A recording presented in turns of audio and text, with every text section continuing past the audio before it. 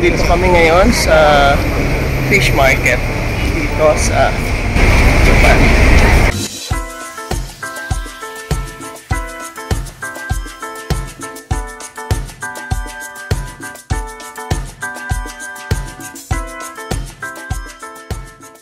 May pila dito. Oops, hindi ko alam. Ano ba yan? Isda. Isda. Kayo ka lang doon, tingnan ko. Ah, sige. Meron po silang mga tinda dito. Dried fish. Ano? So, dito yung mga bilihan ng mga pagkain na fresh sushi. Kasi yung mga fish dito, right from the market itself.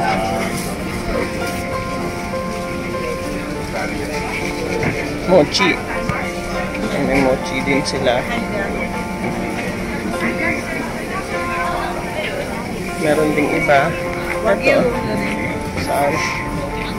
Wagyu and seafood. Kakain ba tayo? Naman ang wagyu. Sige.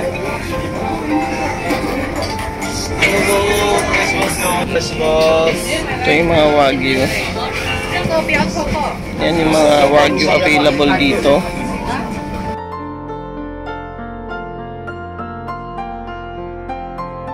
So, niluluto na niya yung aming A5 wagyu on a stick. 2,500 yen yung A5 wagyu on a stick.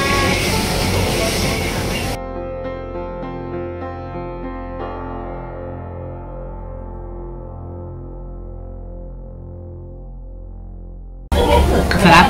Totoo nga na meron damao yung A5 wagyu. Sabi nga ni Mikey Chen, pag wala na raw siyang ngipin, dito sa magsastay kasi kahit yung ngip madaling huyain.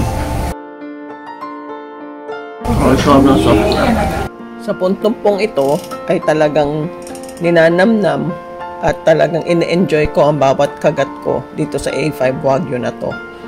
Kasi ito po ay isa sa mga dahilan kung bakit gusto kong pumunta ng Japan. Para po masubukan yung kanilang A5 Wagyu. So, dalawang variation. Isang without sea urchin, yung isang with sea urchin. And talagang ito yung A5 Wagyu. Kasi talagang very soft, moist, and melt in the mouth nga daw talaga.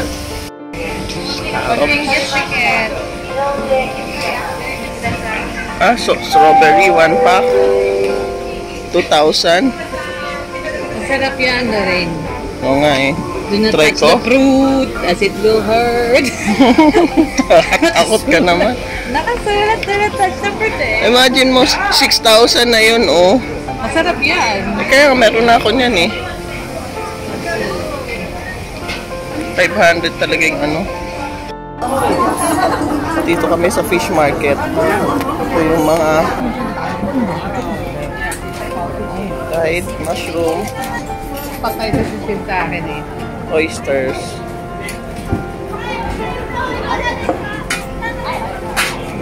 salmon, uni, octopus. Ayan, may fish cake din dito. Ayan yung kinain namin kagabi Parang sa gusto ko hotel. ng fish cake. Ayan o. May unagi. Ano kayo ba ng unagi? Ano yung unagi? Yung eel. Eel. Ayan yung mga fish, fresh fish. Mga kahinaan ko, yung mga ganyan kalaki na mga ganyan. Ano ba yan? Dilis kaso ang laki at dami. Hindi ko kaya ubusin na bago ko umalis. Squid. Karage. Gusto mo? Ayan o, fried chicken. Man lang natin. So, bumili kami ng chicken karage. Ito yung fish, oh. Chicken karage. Ganyan siya, 3 pieces. 280 yen. Try lang natin. Ito po yung store na pinagbilihan ko. Itong chicken karage. Try na natin. Medyo mainit-init siya.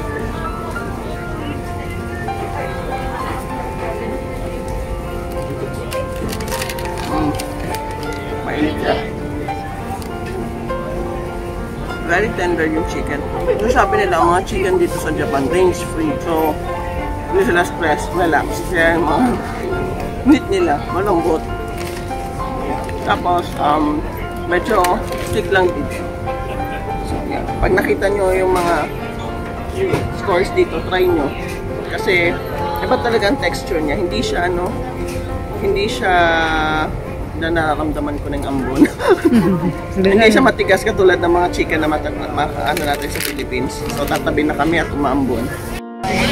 Ambon yan.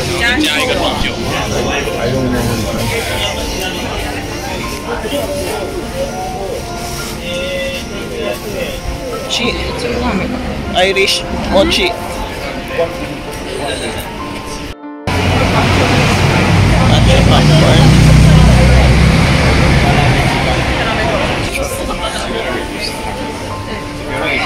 Different kinds of mochi.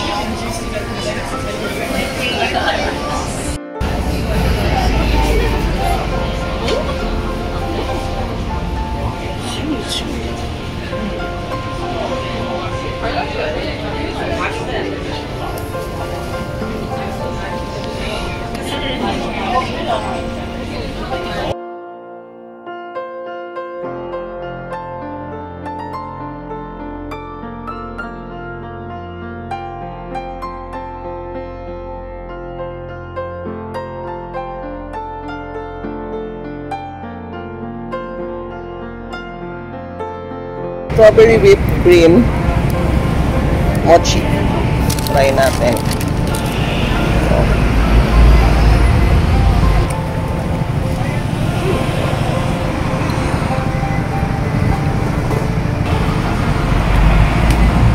May red bean taste siya. Masarap. Saktong lasa. Hindi siya matamis. Meron din dito ang available na ano ba to? Malaking shrimp. Hindi ka crab. Crab feet.